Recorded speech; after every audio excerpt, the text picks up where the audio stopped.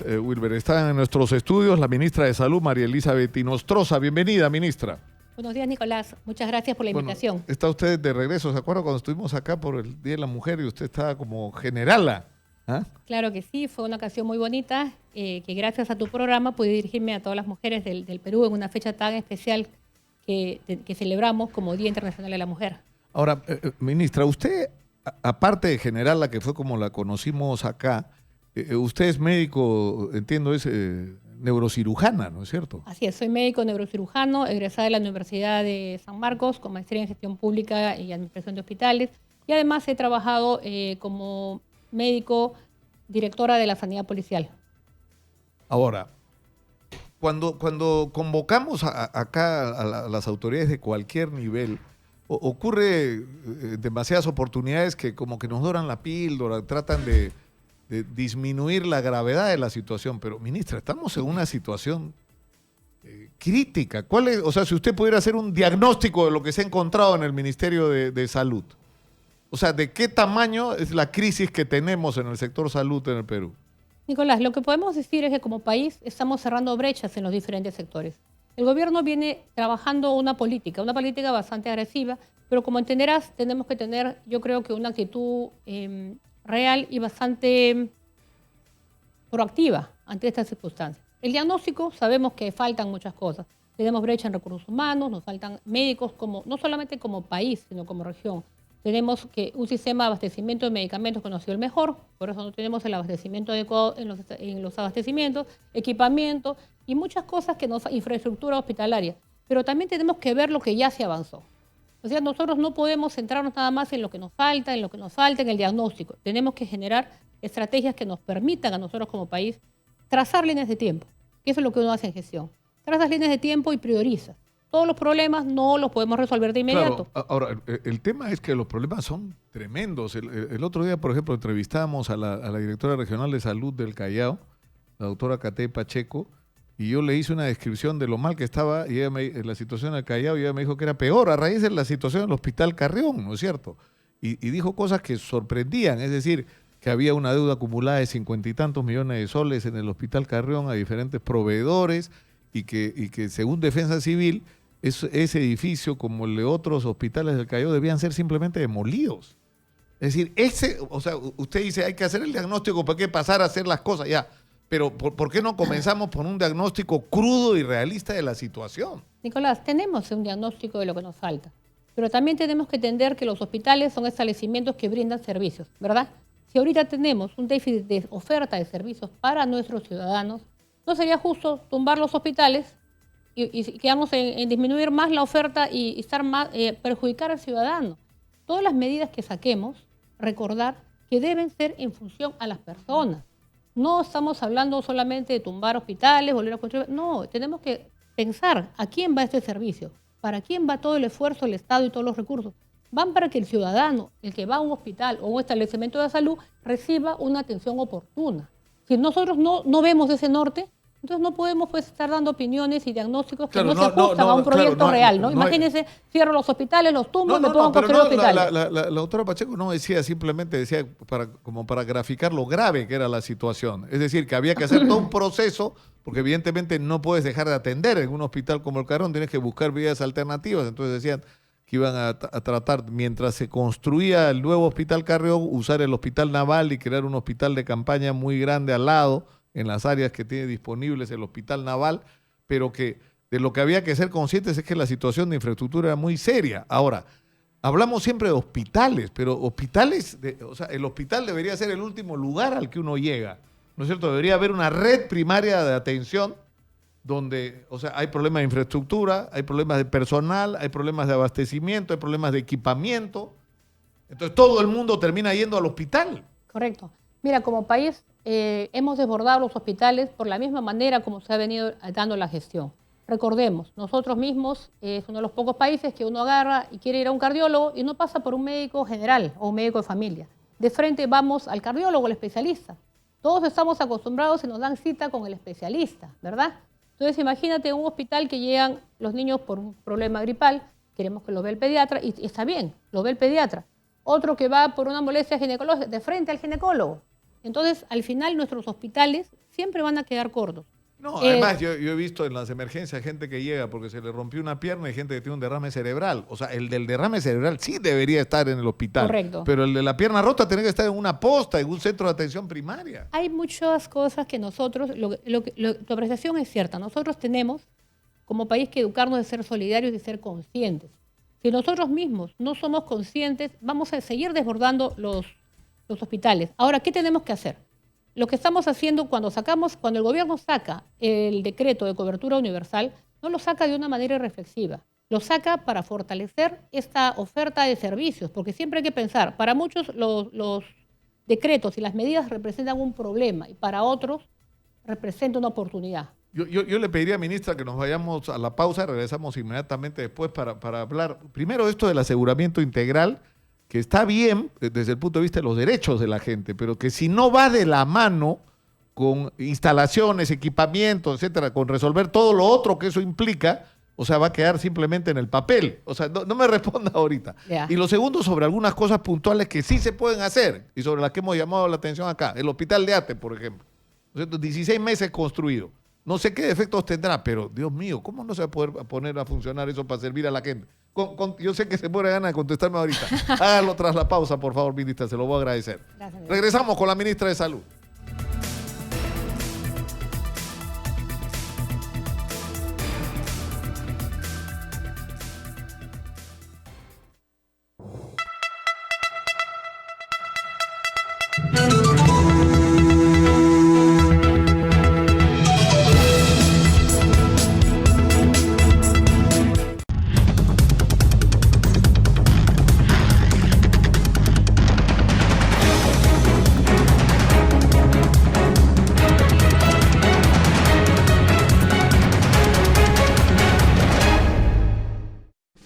¡Y salió!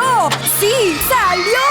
¡Una de las camionetas minivan 0 kilómetros! Benigno Tinoco Carrillo Barreto es el suertudo que compró y ganó con su diario Caribeña. Estoy contento, feliz, me voy con mi minivan, sí, intentando, la Caribeña lo que promete cumple. ¡No te quedes sin ganar! Aún puedes llevarte una camioneta minivan 0 kilómetros. Además, podrás ganar 5 premios de 5,000, 25 premios de 1,000 soles, 100 premios de 200 soles y 1,088 premios de 100 soles. Recorta las bolillas que salen todos los días en el diario, completa una columna y ganas el premio indicado. Tu radio y diario Caribeña, siempre pensando en ti y en tu familia.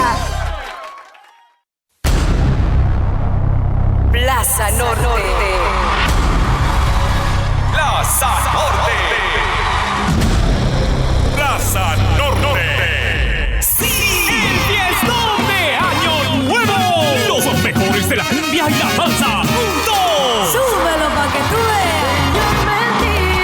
Daniela Darcourt, esa soy yo. Somos por eso, Serrano. Si me tenías, porque es el Mari Carmen Marín. Este 31 en Plaza Norte, Yosimar y Suyam. Salsa Perucha. Los 5 de oro. El amor que me di. Lucho Paz y Nada Azul. Este 31. En el mejor lugar de todo Lima. Explanada Plaza Norte. Entradas a la venta en Teleticket de Wong y Metro.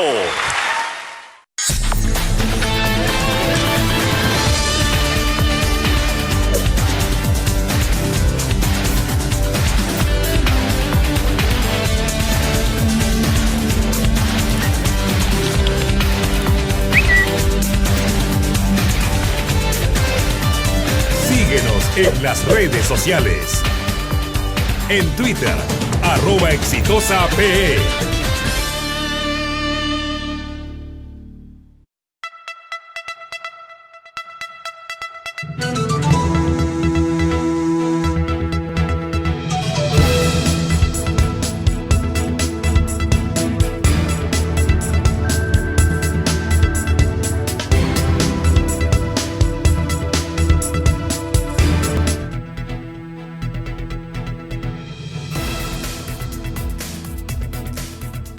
Estamos con la ministra de Salud, María Elizabeth Inostroza, y yo le decía, porque usted hizo referencia, ministra, al tema del sistema de aseguramiento integral de salud. Es decir, que no haya ningún peruano que quede fuera de cobertura, que ningún peruano que se enferma o tenga algún padecimiento de salud quede sin ser atendido.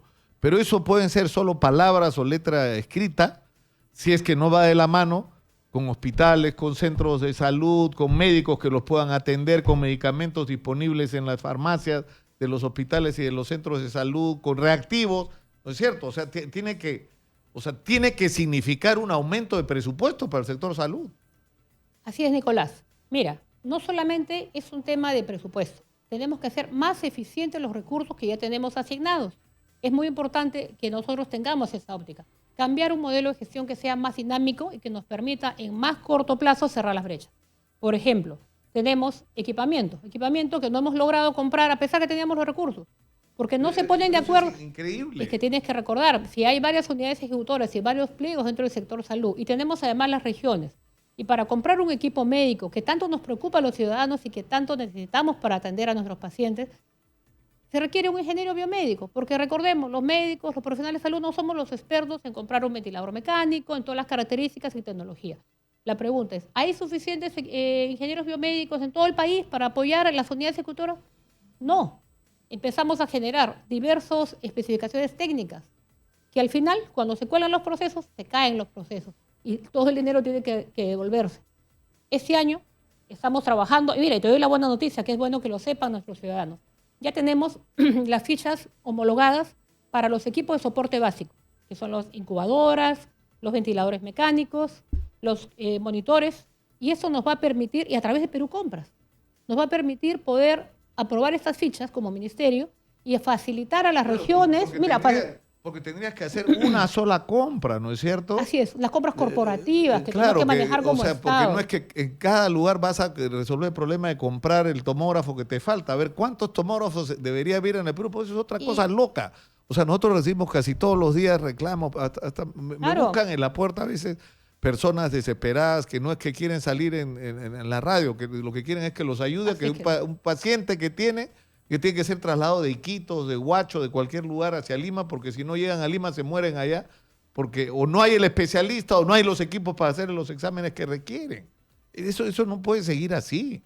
Estamos ahorita trabajando como país, inaugurando hospitales y comprando equipamiento. Mira, por ejemplo, el tomógrafo. Uno de los problemas que tenemos, el tomógrafo, el rezonador magnético, que tanto requiere nuestro país, inclusive acá en Lima. Son equipos de alta gama. ¿Qué quiere decir esto? Que no es que compro como comprar una laptop o comprar un televisor.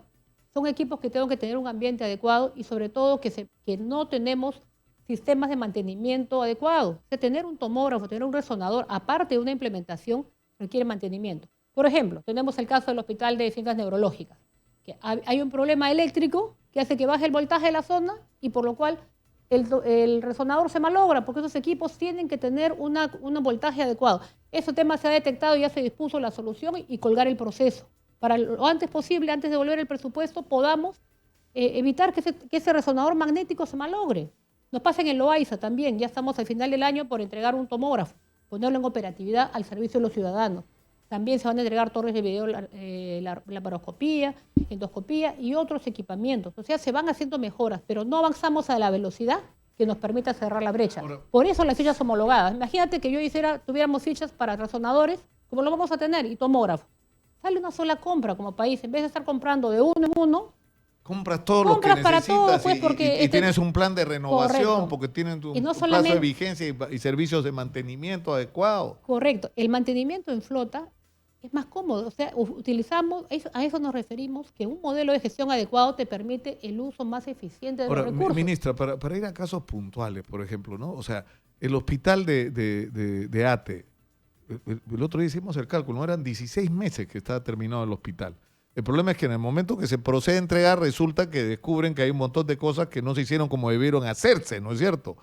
Y eso está mal, pero la pregunta es, ¿eso no puede resolverse en 60, 90 días? Porque tiene que demorarse 16 meses. Mira, el hospital de ATE lo encontramos trabado el proceso. Interés del gobierno y todos los ciudadanos que esto salga adelante y con ayuda de la parte técnica ya se destrabó. El 27, hace 15 días, a través de una conciliación se pusieron de acuerdo y los entes que les corresponde. Recordemos que siempre somos respetuosos de la normativa y de la ley de contrataciones que debe haber. Entonces, ya ha habido un acuerdo, el hospital ya está en posesión del ministerio y se les va el 27 de diciembre, empieza la puesta en operatividad de la consulta externa. La semana pasada visité el hospital para ver que todo estuviera listo y está pues ya las áreas lacradas, ya están levantando inventario. Tú sabes que hay para... ¿Pero qué es lo que van a hacer entonces, Senate? Van a empezar con la consulta externa y conforme se vayan absolviendo las observaciones. No. Ya están absueltas, quiero que me entiendas. O sea, estamos en la prueba en vacío, ya pasaron la prueba en vacío, los equipamientos están funcionando. Ya, porque eso es otro problema. Me dicen que el caso de Cerro de Pasco, por ejemplo, que hasta se inauguró el hospital hace un año. Ya, claro. A ver. Y resulta que inauguraron y se dieron cuenta que como había estado tanto tiempo parado, había que hacerle mantenimiento para poderlo poner. Todavía no funciona. Nicolás, cuando nosotros hablamos de la puesta en operatividad de un hospital de segundo, de tercer nivel, hablamos de un proyecto grande. No es como un televisor que yo lo enchufo y automático puedo desplegar todas las funciones o como una computadora que solamente requiere un... Por favor, en un hospital tenemos primero la normativa del ministerio, tenemos equipamientos de alta gama, llámese resonador magnético, tomógrafo, salas de operaciones, salas de cuidados intensivos, áreas de hospitalización y podemos decir consulta externa. Cada uno de estos ambientes tiene una complejidad. Por ejemplo, ¿por qué empezamos por consulta externa? Para yo empezar mi consulta externa, me requiero, aparte de mis consultorios que vienen equipados, mis médicos. Y empiezan los usuarios a utilizar los establecimientos. Luego paso, lo que llamamos la marcha blanca, paso a la hospitalización, paso a sala de operaciones, uso el área de recuperación y así sucesivamente. Ahora, lo que te pregunto, ¿es justo tener a los ciudadanos atendiéndolos en locales que no son adecuados o privándolos de cirugías? Porque yo quiero tener al 100% de la operatividad. Entonces, lo que tenemos que tener es una línea de tiempo y un despliegue, pero cumplir los plazos. Pero eso es lo que resulta irritante, ministro, cuando uno se para en ATE y ve a la gente ahí atendiendo afuera y el hospital nuevo al lado sin funcionar. Bueno, el hospital, la buena noticia para nuestros ciudadanos y para es que el 27 empieza... El 27 ya estamos de acuerdo con el alcalde, con el cuerpo médico, porque mira, hay una cosa que tenemos que aprender a trabajar como país de manera conjunta, en equipo. Esto no es un tema nada más del ministerio, no es un problema nada más de los médicos, ministra, ni de los ciudadanos. Digamos, venimos de muy abajo, esto está muy mal, ¿no es cierto? O sea, no se ha invertido dinero, o sea, no sé cómo hemos podido crecer tanto los últimos años y eso no se vea reflejado en tener un sistema de salud que debería producir envidia en otros países. Bueno, no lo tenemos, lamentablemente, y sabemos que ha habido una mezcla de corrupción e ineficiencia por décadas. Ya. Entonces, ¿qué cosa es lo que se pretende? Hacer hospitales, ¿no es cierto? Inaugurar. El presidente habló además de no sé cuántos hospitales, ¿no? Que se iban a inaugurar para este año, pero... El problema es que eso no resuelve el problema si no va de la mano con el sistema de la red primaria de atención. Correcto. O sea, hay que invertir mucho dinero en ese nivel primario de atención, donde además se permite controlar las enfermedades cuando empiezan, ¿no? Y no ya cuando requieren intervenciones mayores y más costosas. Así es, Nicolás. Un sistema de salud moderno como país, nosotros tenemos que invertir en la prevención. Es decir, por ejemplo, las enfermedades metabólicas, llámese la diabetes, la hipertensión arterial y otras que nosotros podemos controlar y prevenir educando a nuestra población desde los colegios, trabajando conjuntamente, como se está haciendo, pero que eso va a dar una línea de tiempo que en 10 años yo voy a tener indicadores que me van a decir tengo menos casos de diabetes, como país estoy ahorrando esto. Paralelamente, tengo que empezar a trabajar en el primer nivel y justo el decreto de cobertura universal se apoya en el fortalecimiento de las redes integradas de salud. ¿Qué quiere decir esto? Que cuando yo hablo de primer nivel, yo debería llegar a un policlínico o un establecimiento de primer nivel donde tenga un pediatra, un médico general, un ginecólogo, un obstetra, un psicólogo, un odontólogo, un equipo de rayos X, un laboratorio adecuado y un ecógrafo como mínimo. Además, yo llevo por ejemplo, con un niño pequeño, lo atiende el pediatra, ya no tengo que ir por pediatría a la emergencia del hospital, por favor, por una faringitis, por una fiebre. ¿Qué es lo que está pasando? Por un control ginecológico. ¿Y eso cuándo va a ocurrir? Porque eso, o sea, es una infraestructura más pequeña, o sea, no necesitas años para construirla. En un año puedes hacer una posta. Tenemos infraestructura que tenemos que repotenciar, que quiere hacer rehabilitación y repotenciar, comprar los equipamientos ahí para que esto funcione.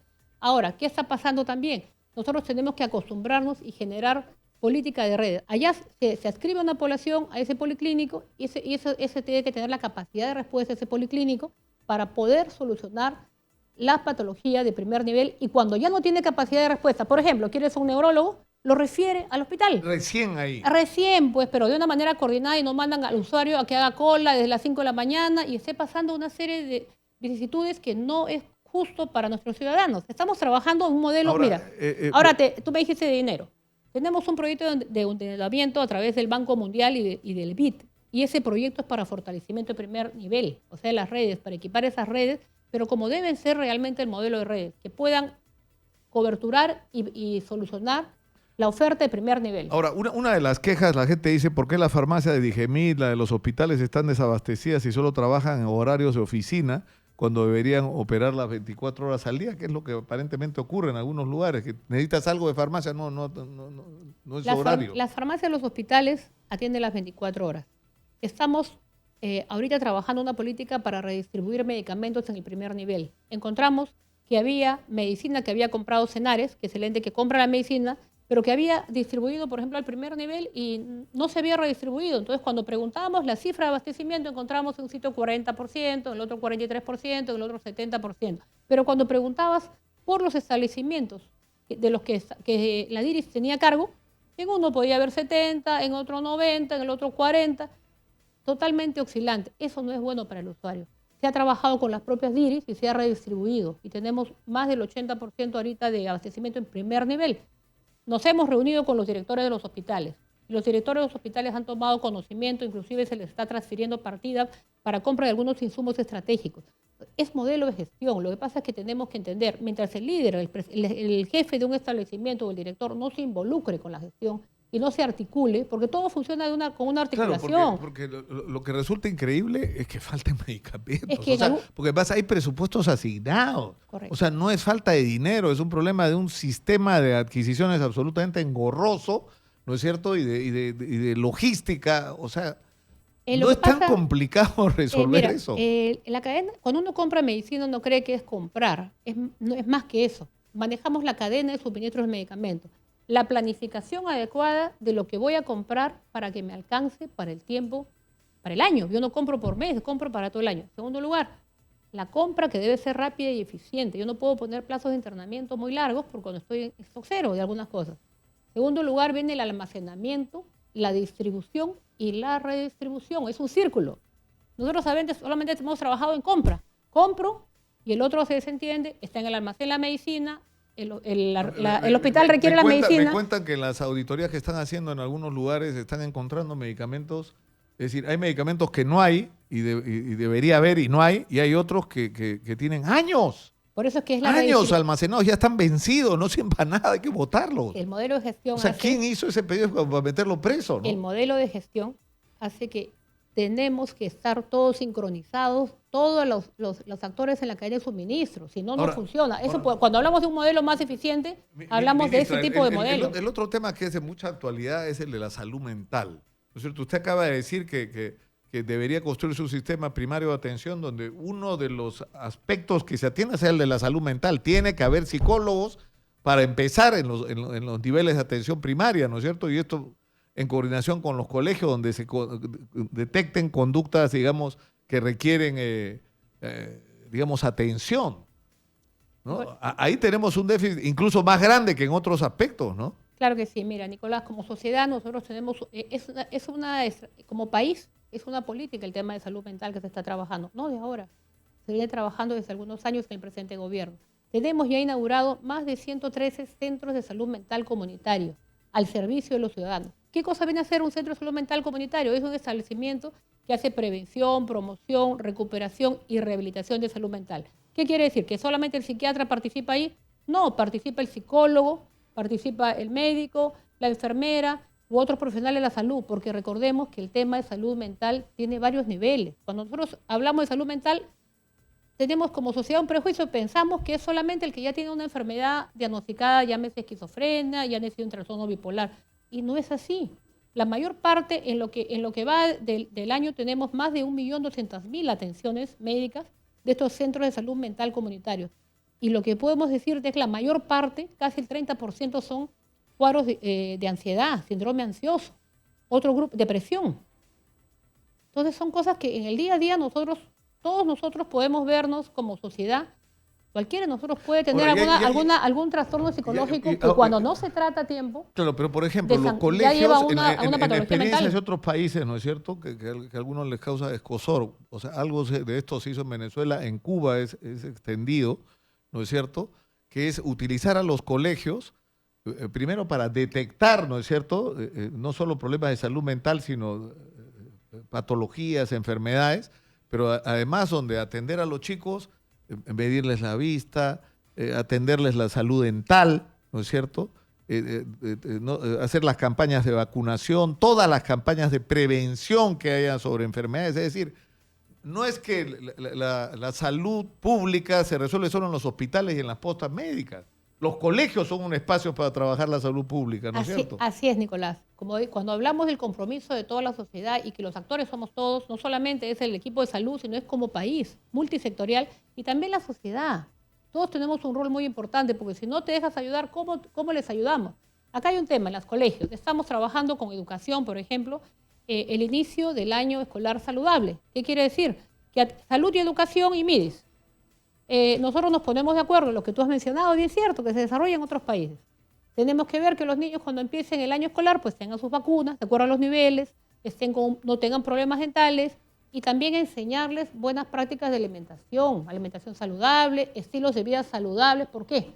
Porque si nosotros trabajamos en ese nivel vamos a tener ciudadanos y un país de gente más sana. Y esos niños son los que en su casa van a replicar. ¿Quién mejor que un hijo para uno, para decirle, por ejemplo, cuando quisimos como país trabajar el tema de no botar los papeles en la calle? ¿Quién eran los que más rápidamente captaban este tema? Niños. Ahora, ministra, es imposible pretender hacer ningún cambio significativo en ninguna parte. Lo discutíamos en su momento con Carlos Masombrío, con la ministra que vino luego en relación a la crisis de la educación pública. ¿Cómo vas a resolver la crisis de la educación pública sin los maestros? Sin que los maestros sean parte activa y directa de la solución al problema. Es igual acá. O sea, ¿cómo resuelves la crisis de salud pública sin resolver, sin que sean parte de ese proceso quienes llevan a la práctica, ¿no es cierto?, la atención en la salud pública, médicos, paramédicos, enfermeras, tecnólogos médicos, incluso trabajadores de logística, de servicios administrativos, de todo lo que tiene que ver con la salud. Entonces, y tenemos trabajadores en CAS, tenemos trabajadores médicos que están atendiendo con recibos por honorarios. Usted lo sabe porque usted ha trabajado en hospitales, sabe lo que está pasando. La realidad. ¿No? O sea, es insostenible una situación así. Mira, por eso le digo, todos los planes que se pueden hacer de construcción de infraestructura y de equipamiento, pero y la gente. Nosotros como país tenemos que adaptarnos a la realidad. A veces pensamos que lo que ya está escrito es de por vida. Y no entendemos que todas las leyes, las normas, tienen que ser debidamente estudiadas y adaptadas a la realidad del momento de nuestro país. Por ejemplo, nuestras leyes dicen que por educación se puede recibir 2 sueldos del Estado, ¿verdad? Y eso está en la Constitución, es un tema de ley. En salud, nosotros deberíamos generar, y estamos viendo, ahorita lógicamente todavía tenemos que esperar, no es un tema que se pueda trabajar, pero tenemos que cambiar y generar políticas que nos permitan también a los profesionales de la salud no estar, si hay brecha de especialistas, tienen que trabajar, pues sacamos las horas complementarias en algún momento. Y tenemos que generar leyes y estrategias que nos permitan, que modificarlas para que podamos hacer que un profesional de la salud, sobre todo en un país donde hay brecha de recursos, pueda trabajar de manera tranquila y recibir de repente dos remuneraciones. Se está trabajando y analizando, pero como te digo, son cambios de leyes, es otro nivel, y somos muy respetuosos de todas las normas. No es cuestión, yo creo que pero no hay que cambiarlo. Yo creo que no había que ser tan respetuosos a veces, ministra, porque se ha creado todo Nicolás, un sistema eso está en la Constitución, por ejemplo, el tema laboral. Es más difícil, ¿no? Hacerlo todo más complicado. Yo creo que cuando hay por ejemplo, en este momento no tienes al Parlamento, el gobierno, el Ejecutivo tiene la capacidad de tomar decisiones sobre prácticamente todos los temas. Se pueden hacer cosas rápidamente. Así es. El gobierno está sacando varios decretos de urgencia, por ejemplo, el tema de los medicamentos genéricos, que es un tema que beneficia directamente al ciudadano, la cobertura universal y otras medidas. Y se está trabajando y priorizando. Recuerda que no todos los problemas se van a poder resolver de manera inmediata. Y en algunos casos son cosas que pueden esperar la instalación pues, del Congreso. O sea, tenemos que entender esa parte, y creo que el tema laboral estamos bajo esa ruta. Pero estamos preocupados, Nicolás, créeme, y comprometidos con mejorar las condiciones también laborales de todo el personal de salud. Y una cosa que quiero aprovechar en estas fiestas, lo que nunca se dice. El sector salud es muy golpeado a veces porque no atendió adecuadamente, de repente sale a veces las pequeñas cosas. Pero también quiero aprovechar esta ocasión tan cerca de la Navidad y recordar a todos los ciudadanos que nuestros profesionales de la salud se encuentran comprometidos en los hospitales, en las emergencias, El 24, mientras muchos de nosotros vamos a estar con nuestra familia, de repente ellos van a estar en los hospitales haciendo guardias, operando, atendiendo las emergencias, salvando vidas. Y esa parte como sociedad también tenemos que reconocerlo. A veces reconocemos el trabajo solamente de la policía, de las Fuerzas Armadas, de los bomberos. Nos olvidamos del personal de salud, el que nos recibe en los hospitales, el 24, el 25, la noche del 31, de repente, cuando hay tantos accidentes. Y ese personal tenemos como sociedad también que reconocerlo. Ministra, hay un tema que usted, o sea, lo que usted nos dice, vamos a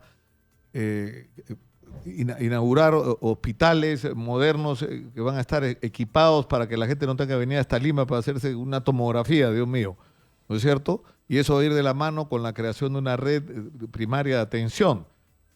Pero ahí viene el siguiente problema, el de la gente.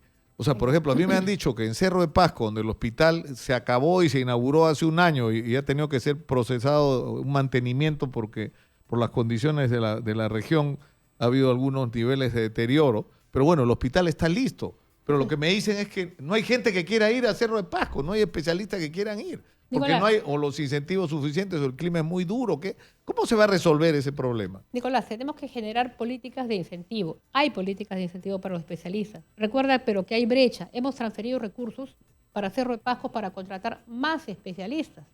Cuando hemos visitado Cerro de Pasco hemos encontrado un moderno hospital con salas de cuidados intensivos neonatales. Habían nacido criaturas en unas hermosas incubadoras y nos alegraba ver que esas 2 niñas que habían nacido la noche anterior, del día que fuimos para la visita de la puesta en operatividad, pudieran haber sido, que hayan nacido y hayan atendido las atenciones, como que hubieran estado en una capital de departamento. ¿Por qué? Porque imagínate una niña que nace de por sí un poblador, que en Cerro de Pasco tiene que llegar y hacer un esfuerzo de llegar hasta el hospital, con todas las inclemencias del clima, la altura, y llega y le dicen no hay incubadora. Trasladar por tierra a esa criatura, horas a que viaje, con riesgo que la criatura no llegue.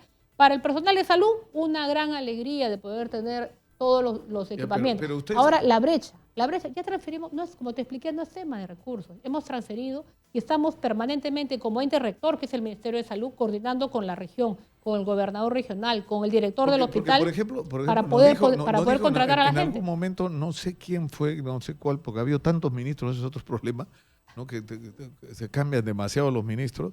Pero cuando yo le pregunté, por ejemplo, al ministro de Educación, Alfaro, cuál era el déficit de infraestructura, él me dijo que a la semana en la que estábamos hablando se necesitaban como 100.000 millones de soles para infraestructura de colegios. Es una cosa de locos. Y yo le hice la pregunta en el sentido personal a la ministra de Salud y me dijo que calculaba que había por lo menos entre 20 y 25.000 profesionales de la salud que hacían falta en el sector salud. Tenemos una buena brecha. Estamos generando con el salud lo que llamamos con ayuda. Por eso te digo, el problema de salud lo estamos viendo como país, que eso es un gran, yo creo que es algo que tenemos que rescatar. El gobierno está trabajando multisectorialmente y está priorizando el tema de salud. Por eso como país, este decreto de cobertura es una oportunidad para que los peruanos tengamos acceso a una salud de calidad. ¿Y se ha contemplado? Por ejemplo, con trabajo. Trabajé, nos hemos puesto de acuerdo con la ministra de Trabajo y con el Salud. Cerro Pasco. Nosotros tenemos un hermoso hospital del MINSA y no tenemos de repente todos los profesionales para que pueda echar operatividad al 100%. El Salud tiene un policlínico. ¿Sería justo que construya ahorita, en ese momento, un hospital y la gente espere 6 años para que pueda estar en operativo o 5 años? No, ¿verdad? Y sería lo correcto que sería venderle servicios, no solamente de salud, a las Fuerzas Armadas, a la policía, y ese hospital llegue a pleno y los recursos, porque se paga, no es que esos recursos ayuden para que ese hospital pueda tener un adecuado mantenimiento, pueda pagarse a los profesionales. ¿Se ha contemplado la posibilidad? Porque, por ejemplo, una de las cosas que hemos estado hablando sobre la presencia de venezolanos en el Perú es que hay un montón de profesionales de la salud venezolanos que están haciendo de mototaxistas, de mozos, vendiendo cosas en las calles, o sea, haciendo trabajos que no tienen nada que ver con las profesiones que tienen. En algunos casos son profesionales altamente calificados. O sea, ¿se ha contemplado la posibilidad de incorporar venezolanos para que vayan a aquellos lugares donde se requieren profesionales y hay carencias y hay profesionales peruanos que no quieren ir? Nicolás, se está evaluando la manera de poder contar con más profesionales de la salud como país. Sobre todo tenemos zonas en frontera. Hemos estado en el Congreso de Fronteras también hace 10 días y tenemos zonas donde no tenemos profesionales de la salud y estamos muy preocupados como país. Créeme que estamos comprometidos en desarrollar estrategias multisectoriales que nos permitan solucionar y mejorar Una de ellas, como te mencioné, por ahora es el intercambio prestacional que ya estamos trabajando con ayuda de la ministra de Trabajo y de Salud. Es un momento que nos estamos uniendo, porque ambos necesitamos ampliar nuestra cobertura. Por ejemplo, hemos firmado el otro día con la presidenta de Salud un convenio de intercambio prestacional con el Hospital del Niño San Borja, para los niños con leucemia. Tenemos varios, en Piura también está funcionando el intercambio prestacional. Entonces, lo que tenemos que cambiar es la actitud, el modelo de gestión y ser más eficientes. No podemos todos querer poner nuestra marca al sistema de salud y que habiendo oferta en un sitio porque un ciudadano se accidenta de repente y hay un buen hospital de salud, no puede acceder al INDERCIS. Eso es porque no ha habido un adecuado modelo de intercambio prestacional que tiene que ver mucho con una estructura de costos. Somos malos para cobrarnos entre Estados. Yo puedo comprar más barato entre Estados, por ejemplo, entre Salud y entre MINSA, entre las Fuerzas Armadas, y ofertar lo que a mí me queda excedente. Nunca hablamos de ofertar lo que me falta, lógicamente. Pero en algunos lugares tengo un hermoso hospital de MINSA que estamos inaugurando. Por ejemplo, ahorita tenemos el Instituto de Neoplásicas del Centro, el IREN Centro, que es hermoso, tiene acelerador lineal, está en Concepción. Ese hospital está diseñado para contener el 34% de la demanda de cáncer, los pacientes que tienen algún tipo de cáncer, que antes venían a Lima, con todo el maltrato del usuario. Cuando hablo de maltrato, algo que una persona tiene que desplazarse, dejar a su familia, gastar acá en hospedaje, alimentación y esperar un turno. ¿Por qué tenemos todos estamos trabajando realmente, el gobierno trabaja en la descentralización en salud? La verdadera descentralización es ofertar en una región del centro un hospital que antes solamente era concebido, hacerlo en la ciudad. Y eso creo que todos los ciudadanos tenemos que pensar que todos los ciudadanos merecemos ese tipo.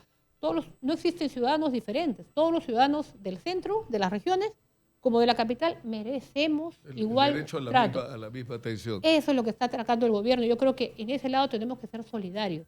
Lógicamente, cuando uno saca un decreto, saca una medida, nos saca de nuestra área de confort.